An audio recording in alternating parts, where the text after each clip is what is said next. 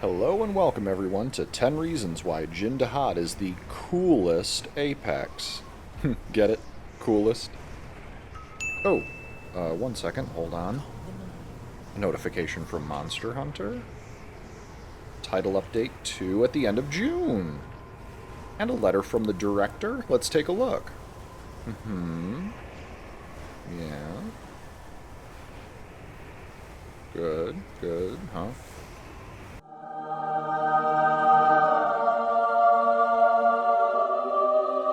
Layered weapons?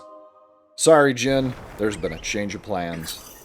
Hello and welcome back, Hunters. Today I want to discuss perhaps the most anticipated addition to Monster Hunter Wilds coming in Title Update 2. Okay, the second most anticipated addition, layered weapons. As many hunters are aware, the current end rank grind in Wilds is the Ardean weapons system. These weapons, with few exceptions, and when luckily rolled, are the primo weapons to use to maximize your DPS. That being said, there is a glaring issue with Ardeans. The weapons themselves, especially when compared to other weapons of the same type, are fairly plain. The green metallic hues clash with many armors, and besides the fully upgraded versions having some movement and liveliness, the weapons are otherwise boring. But because they are unlocked at the end of base game and almost universally have the highest potential for damage, this has probably been the majority of what you are using, or the majority of what people you have hunted with have been using. At the end of the month, however, Capcom has announced that Title Update 2 will go live, and with it comes layered weapons.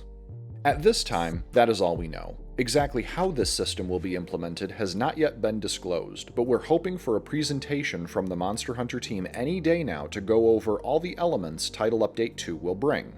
In the meantime, I want to speculate about what the layered weapon system will be by looking at the history of layering in previous titles, discuss what I believe the Wild's specific layering system will be, and finally look at all the weapon types in Wilds and give my top suggestions about which weapons would make for amazing layers. Layering as a concept is not new. Called transmog, short for transmogrification by definition, is the act or process of changing or being completely changed. I became aware of this mechanic in 2011 when transmog was released for World of Warcraft players in the Cataclysm expansion. While not a player myself, a friend who was described to me the concept. In short, it allows the player to maintain the mechanical aspects of one armor while simultaneously making it aesthetically pleasing. In Monster Hunter, this is achieved through the layered armor system, allowing you to wear the meta Gore or Arkveld or Shia armor, but appear as though you are wearing a completely different set. That system, as it exists now, only applies to armor in Wilds, but here in just a few weeks it will be applied to weapons as well. What exactly this system will look like remains to be seen. However, a look back into Monster Hunter's World and Rise may shed some light on what to expect. In Monster Hunter World, a simplified version of layered armor existed in the base game, while a more expansive version was released with Iceborne. Layered weapons, conversely, did not exist in the base game and were unlocked only once the expansion was completed, and meeting various criteria, such as unlocking the whole of the Guiding Lands. Implementation in World was on a weapon-by-weapon basis, meaning you would spend resources to make Weapon A look like Weapon B. Shown here, you can see that to layer a weapon you must first select the weapon you want to use for its stats, and then by selecting from the list you can determine how you want that specific weapon to look. From now on, the weapon selected to use for the stats will always look like the weapon picked for its appearance. This change can be undone, and in return you get back most of the resources spent to make the change. However, a more generous system was added to the next installment's expansion. Rise launched with a version of layered weapons, albeit very specific, the Rampage weapons. Rampage weapons were created using the resources earned from the base game mechanic of the same name. By completing rampages, you could upgrade your rampage weapon, and upon upgrading it to its final level, you could alter its appearance to look like any other weapon of the same type.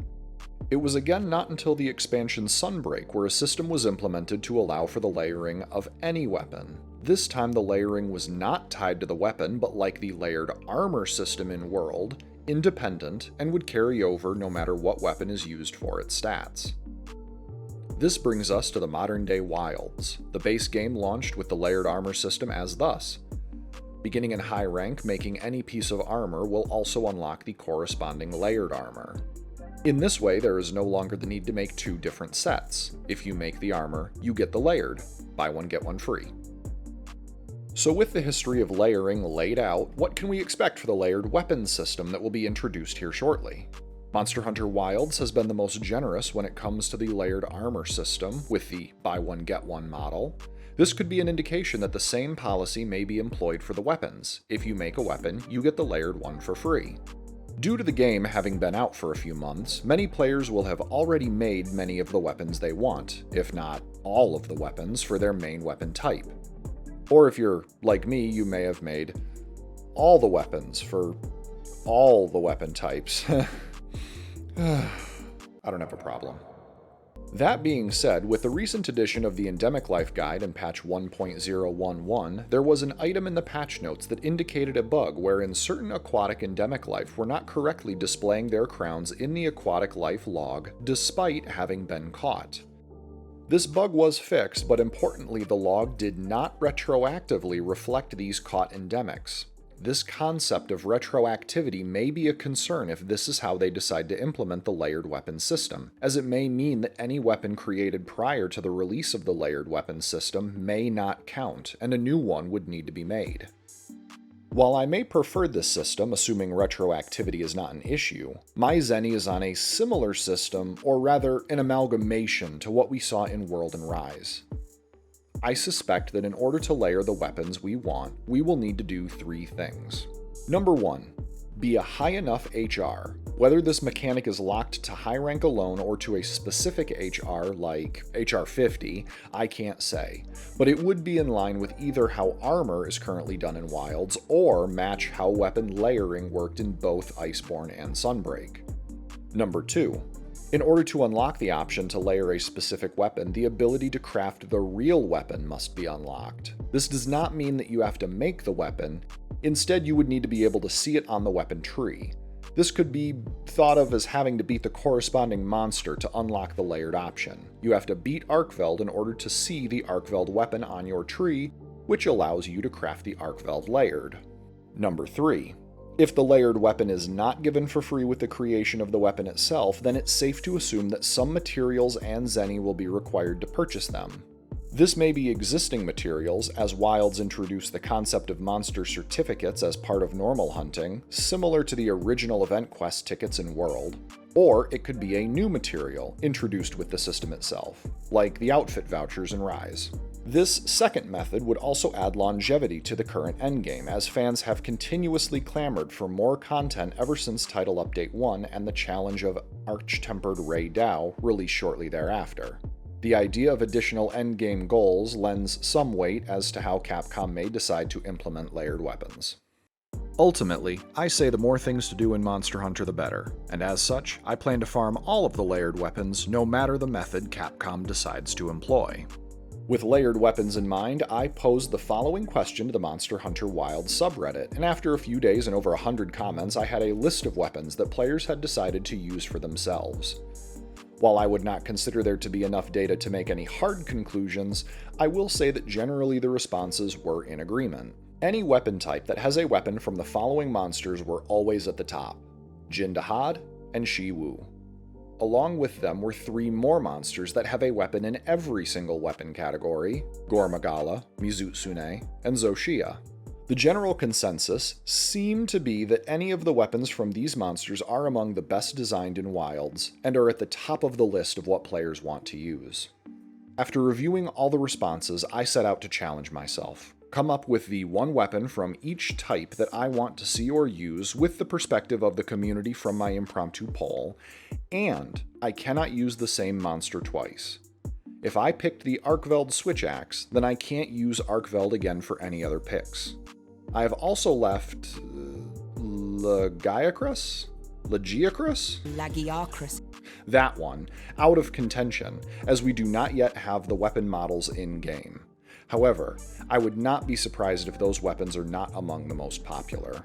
A reminder, all of these are my choices and meant only to give you a little inspiration in choosing yours. Part of the reason players want layered weapons is they're bored looking at the Ardean ones all the time. Truth be told, there are no bad weapon designs in Wilds. Each and every one has some charm or beauty or cool factor that makes them all unique.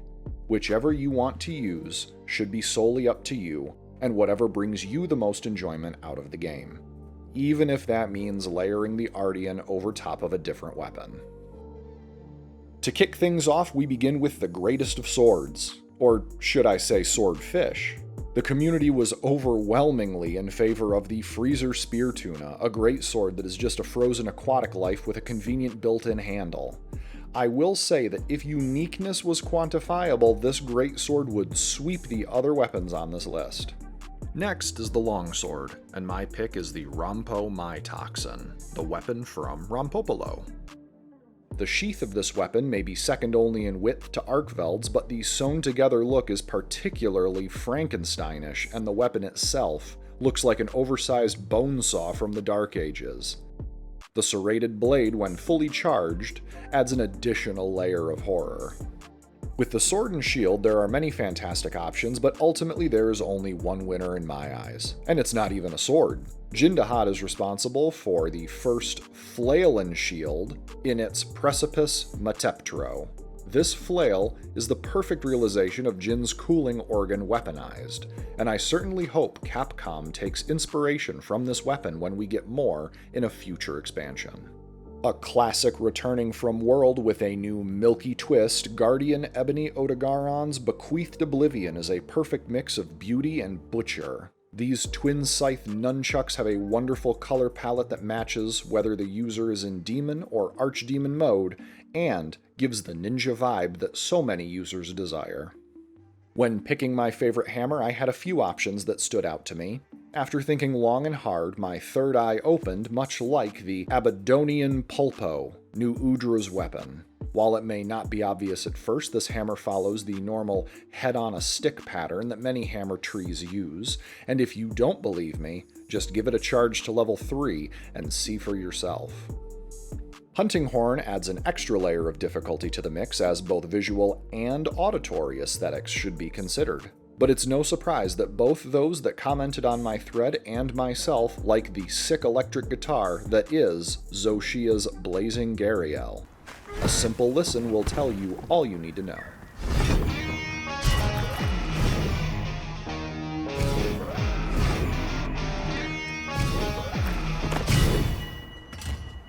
Perhaps it's the influence of our guild leader Fabius, but one look at the Babel Spear will remind everyone why the 3 lance mains out there, myself among them, love it. With a classic simple design and a beautiful golden sheen, this weapon is a statement on the bulwark that is our weapon. I had a hard time choosing which Gunlance stood out to me, as most of them were unique and special in their own way. However, looking deeper, I found that Mizumori from beloved Mizutsune is an interesting choice. A thematic paper lantern turned cannon, this weapon would seemingly be out of place. However, it truly shines when it is in cooldown from Wyvern Fire, as the lantern itself begins to glow. Many switch axes are exactly what they say, an axe that switches. To a sword. Some take that concept and add spice in the form of a scythe blade in lieu of the axe. The Lala Selenocosmi from our resident Temnosaran Lala Barina instead makes the sword mode scythe-like. With the red added to the final form of this weapon, it would appear the reaping is still fresh. Raydell brings an ornate sense to any weapon provided, but the Astrapi Clarax is particularly pristine. Whether in sword mode or axe mode, this charge blade is like lightning in a bottle, primarily because it quite literally has lightning running down its length. Charging the shield and sword adds a nice bonus effect. The community had their thumb on the scale here as well, with Gore Magala's offering in the Insect Glaive. Lumen's gift is far and away the widest glaive option, looking like a crossover weapon with the Marvel Cinematic Universe. Be that as it may, it certainly makes the helicopter-like movement a little more believable. While light bowguns are underrepresented in my poll and in general, there was one entry that I thought was unique. The OG themselves, Rathalos's Rattling Phoenix, was the victor, as Gatling barrels coupled with the drum magazine are made all the funnier with the special ammo, adding a double drum mag. The only words I can use to describe Dalgap-of-the-Waves is a pirate cannon in the Carnival parade. Duna's heavy bowgun somehow manages to be the silliest weapon while not sacrificing any elegance. Check the butt of the gun for a cute Duna cameo. Lastly is the bow, and Shiwu makes a hard case to deny. Bookwilf's Punisher is ornate, grotesque, and otherwise a gorgeous weapon. The element that put it over the top for me, however, is the fact that the arrows, when fired, create a unique whistling sound.